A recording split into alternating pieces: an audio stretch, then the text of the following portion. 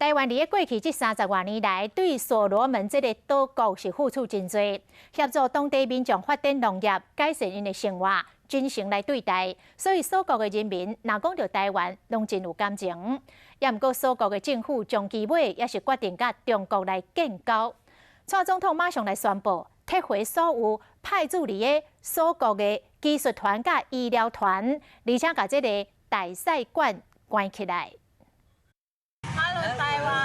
30多年的交情，当地民众讲到台湾拢真有感情。 We run to Taiwanese stall and the Taiwanese people, they always cut the melon and say it to us, every children, here you come and taste it. I love Taiwanese people very much because they show us how to plant. 进入当地所讲的台湾农场，看到拢是各种的青菜，收成后的作物，对关好学校料理做营养午餐。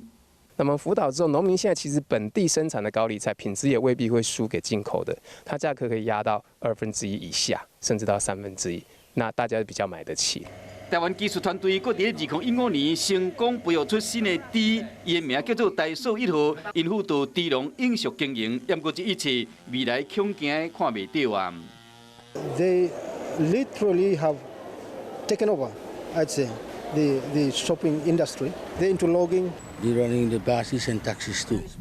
Almost every land and building owned by Chinese. So we worry now.